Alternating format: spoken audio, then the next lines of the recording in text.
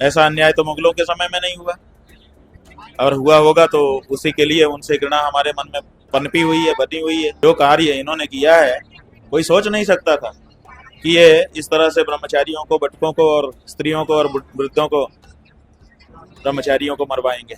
एक खंभा पकड़ करके भाजपा का बैठा है, बाकी सारे खंभे तो उखाड़ने के लिए आदित्यनाथ तैयारी कर चुके हैं। एक आदमी तो है कम से कम लोगों के सामने खड़े रहने लायक बात कह दे रहा है। 12 साल से बहुमत के साथ सरकार में बने हुए हैं और 12 साल में इनको गौ माता की याद ही नहीं आ रही है। बल्कि जो हिंदू है वो हिंदू को वोट करेगा और हिंदू होने का सर्टिफिकेट लेके आना पड़ेगा। हमसे सर्टिफिकेट मांग रहे थे ना कि तुम शंकराचार्य हो, इसका सर्टिफिकेट दो, तो हमने तो सर्टिफिकेट दे दिया। अब 100 घंटा हो गया, आप कुछ बोल नहीं पा रहे हैं। संगम के लगे माघ मेले में शंकराचार्य स्वामी अविमुक्तेश्वरानंद अभी भी यहाँ पर धरने पर बैठे हैं, लेकिन यहाँ इस तरह से लोगों में नाराजगी है कि लोग इस्तीफा तक दे रहे हैं। यहाँ बरेली के एडीएम है अलंकार अग्निहोत्री, उन्होंने अपने पद से इस्तीफा दे दिया है क्योंकि महाराज एडीएम अलंकार अग्निहोत्री उन्होंने इस्तीफा दे दिया है। आपसे इस प्रकरण से आहत होकर के क्या कहें? अब देखिए कितनी गहरी भावना है लोगों की। इस पद तक आने के लिए कितने पापड़ लोग बेलते हैं तब पहुंचते हैं, और उस पद को भी ठोकर मार दिया अपने गुरु के अपमान सहन करने के लिए। ये बताता है, घटना ये बताती है कि सनातन धर्मियों के हृदय में शंकराचार्य के पद के प्रति कितना गहरा सम्मान का भाव है, और उस सम्मान के भाव को खंडित करने का प्रयास आदित्यनाथ योगी और उनकी सरकार कर रही है। लोगों में काफी रोष है, दुख है कि आपके साथ इस तरह से अन्याय हुआ है, बटकों के साथ मारपीट की गई। बिल्कुल सही है, अन्याय तो बहुत बड़ा हुआ है। ऐसा अन्याय तो मुगलों के समय में नहीं हुआ, और हुआ होगा तो उसी के लिए उनसे घृणा हमारे मन में पनपी हुई है, बनी हुई है। जो कार्य इन्होंने किया है कोई सोच नहीं सकता था कि ये इस तरह से ब्रह्मचारियों को, बटकों को और स्त्रियों को और वृद्धों को, ब्रह्मचारियों को मरवाएंगे। और इन्होंने मरवाया, और मरवाने के बाद 8 दिन बीत गए, आज तक सामने नहीं आ रहे हैं और बोल रहे हैं तो विश्व वमन कर रहे हैं। इससे पता चलता है कि किस तरह से इन्होंने ये योजना बनाई और किस तरह से उसको अंजाम दिया। डिप्टी सीएम लगातार आग्रह कर रहे हैं कि आप गंगा स्नान करें, लेकिन आपके पास आए हैं, अभी आने की कोई प्लान भी उनका है या फिर उन्होंने? नहीं, हमारे पास पहले भी कोई सूचना नहीं थी, अभी भी कोई सूचना नहीं है।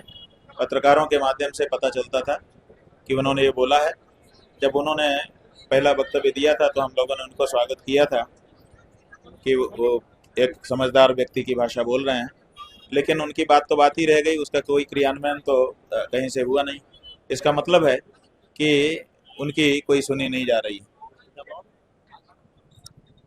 नहीं, दबाव में होते तो वक्तव्य क्यों देते? दबाव में नहीं है, लेकिन उनकी बोलने के बाद भी क्रियान्वयन कुछ नहीं हो रहा है ना। इसका मतलब है कि जो सिस्टम है वो उनके अनुसार नहीं चल रहा है, वो किसी और के अनुसार चल रहा है। महाराज जी, आपने उनको आशीर्वाद भी दिया था कि ऐसे व्यक्ति को, समझदार व्यक्ति को सीएम होना चाहिए, और उन्होंने भी आपसे लगातार अपील की है कि आप संगम में स्नान करें, उनकी हाथ जोड़ की प्रार्थना है, उन्होंने ऐसा कहा है। ठीक है, कम से कम एक व्यक्ति है जो एक खंभा पकड़ करके भाजपा का बैठा है, बाकी सारे खंभे तो उखाड़ने के लिए आदित्यनाथ तैयारी कर चुके हैं। एक आदमी तो है कम से कम लोगों के सामने खड़े रहने लायक बात कह दे रहा है। इतिहास तो दर्ज रहेगा ना कि जब आदित्यनाथ योगी माघ मेले में सन्यासियों को, बटुकों को, स्त्रियों को, वृद्धों को, महिलाओं को, सबको मार पीट रहे थे, उनके साथ अत्याचार कर रहे थे, तो उसी सरकार का एक व्यक्ति कम से कम सद्भावना तो प्रदर्शित कर रहा था। ये भी कम है क्या? बहुत बड़ी बात है महाराज ये ठीक। जब कौरवों की सभा लगी थी और द्रौपदी का अपमान हो रहा था, तो दुर्योधन के 100 भाई थे, माने कुल 100 भाई थे। उनमें से एक था युयुत्सु, वो खड़ा हो गया था और उसने कहा था भैया आप गलत कर रहे हो, और वो सभा से बाहर निकल करके चला गया था। इसलिए वो भी इतिहास में दर्ज है कि एक भाई ऐसा था, 99 भाई एक तरफ थे, और एक भाई ऐसा था जिसने विरोध कर दिया था कि ये गलत हो रहा है। आज उसका नाम, वो कुछ नहीं कर पाया, दुर्योधन को रोक नहीं पाया। दुर्योधन को जो करना था उसने किया, लेकिन आज युयुत्सु का नाम एक अलग तरह से आदर के साथ लिया जाता है।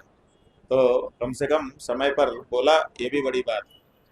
ये टेक कब तक रहेगी महाराज? हाँ, टेक कब तक रहेगी?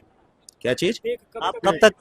अरे भाई, हमने बताया ना, ये ठीक तो अब जीवन हो जी, ये तो है। जब तक ससम्मान हमारा संगम स्नान नहीं होता तब तक की टेक है, और ये तो रहेगी। दिन दिन विचार बदलता थोड़े हम लोगों का।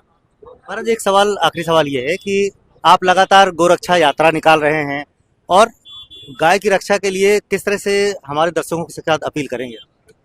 बात यह है कि गौ माता की रक्षा का जो कार्य है वो आज़ादी के पहले से शुरू हो गया था। आज़ादी के समय जितने नेता आते थे लोगों के घरों में, वो कहते थे कि अंग्रेजों को भगाना जरूरी है क्योंकि ये गौ माता की हत्या कर रहे हैं। तो लोग स्वतंत्रता आंदोलन में भाग लेते थे। उस समय इन्होंने कहा था कि जैसे ही अंग्रेज जाएंगे पहली कलम से गौ माता की हत्या बंद की जाएगी। और उसके बाद देश आज़ाद हो गया, लोगों ने बलिदान किए। देश आज़ाद होने के बाद इन्होंने बहाना शुरू किया, ये बहाना तो वो बहाना, तो ये कमेटी तो वो कमेटी, करते कराते 66 आ गया। 66 में जब नहीं हुआ, बहुत सारे गौ भक्त इकट्ठा हुए दिल्ली में, तो उस समय की सरकार ने गोली चलवा दी उनके ऊपर। जाने कितने लोग मारे गए। 66 से 76 हुआ, 76 से 86 हुआ, 86 से 96, 96 से 6, 6 से 16, 16 से 26 आ गया। 60 साल का समय बीत गया। दहल गई हिंदू जनता कि हमको मार दिया जाएगा गोली से, इसलिए गौ माता की हत्या को एक तरह से मौन स्वीकृति होने लग गई। और पीड़ा तो मन में थी हिंदुओं के कि गौ माता की हत्या हो रही है, लेकिन वो बात ही भूली जाने लगी। तो हमारे मन में ये बात आई, अपने गुरुजी के हृदय को हमने देखा, उनके मन में गहरी भावना थी गौ माता के लिए। उनके हृदय को देखते हुए हमने ये कार्य बहुत सारे लोगों के कहने पर अपने हाथ में लिया। अब हम देख रहे हैं कि भारत के एक एक व्यक्ति, एक एक जनता, केवल हिंदू नहीं, हिंदू से इतर भी जो लोग हैं वो भी कह रहे हैं कि गौ माता का आदर होना चाहिए और उनकी गौ हत्या बंद होनी चाहिए।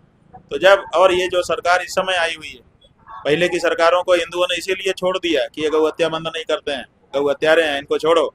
इनको ले लिया, ये कहते थे हम गौ हत्या को बंद करेंगे। 12 साल से बहुमत के साथ सरकार में बने हुए हैं और 12 साल में इनको गौ माता की याद ही नहीं आ रही। बल्कि अखबारों के द्वारा आप लोगों के माध्यम से समाचार आता है कि गौ हत्यारों से बड़ा बड़ा चंदा लेने लग गए हैं और अपनी राजनीति चमकाने लग गए हैं। तो ये जो बात है ये हिंदू जनता को बहुत पीड़ा दे रही है, और इसीलिए हिंदू जनता कह रही है कि शंकराचार्य जी आप हमारी आवाज़ को उठाइए। हम तो डरे हुए हैं, बोल नहीं सकते हैं, तो हम उनकी आवाज़ को उठा रहे हैं। पूरे देश की बहुसंख्य जनता चाहती है कि देश में गौ हत्या बंदी का कानून लागू हो और गौ माता को राष्ट्रमाता घोषित किया। क्यों भाई, वो चाहते हो कि नहीं चाहते? आपने अपील भी की है कि जो गाय की रक्षा करे वही जो है उसी को वोट दे। हाँ, तो अब ये है कि हमने ये कहा है कि अब गौ भक्त को ही, हिंदू को ही हम वोट करेंगे। जो हिंदू है वो हिंदू को वोट करेगा, और हिंदू होने का सर्टिफिकेट लेके आना पड़ेगा। हमसे सर्टिफिकेट मांग रहे थे ना कि तुम शंकराचार्य हो, इसका सर्टिफिकेट दो, तो हमने तो सर्टिफिकेट दे दिया। अब 100 घंटा हो गया, आप कुछ बोल नहीं पा रहे हैं। लेकिन अब हिंदू जनता उनसे सर्टिफिकेट मांगेगी कि गौ हत्या बंदी करके अगर उसका कानून लेके आओगे तो हम समझेंगे कि तुम हिंदू हो, और अगर उसके बिना आ गए तो हम तुमको हिंदू नहीं मानेंगे और तुमको वोट नहीं देंगे। और उसको वोट देंगे जो गौ माता की हत्या बंद करने के लिए शपथ पूर्वक वचन देगा। चाहे वो कोई भी हो। कोई हो क्या, जो गौ भक्त होगा वही ये शपथ लेगा, जो सनातनी होगा वही ये शपथ ले सकता है, दूसरा कौन लेगा? इसलिए अब सत्य सनातनियों को ही वोट देंगे सनातनी लोग, और सनातनी सरकार लेके आएंगे। जो राजनीतिक दल सुधार चाहते हो वो अभी सुधर जाएं, और नहीं तो वो काल के गाल में चले जाएंगे। धन्यवाद। तो स्वामी अभिमुक्तेश्वरानंद यहाँ पर धरने पर बैठे हैं। उनका कहना है कि जो गाय की रक्षा करेगा उसी को वोट देंगे, ये अपील इन्होंने की है और लगातार इनका ये धरना चल रहा है। इनका कहना है कि जब तक इनको ससम्मान स्नान नहीं कराया जाएगा तब तक ऐसे ही वो धरने पर बैठे रहेंगे। पंकज श्रेष्ठ, प्रयागराज।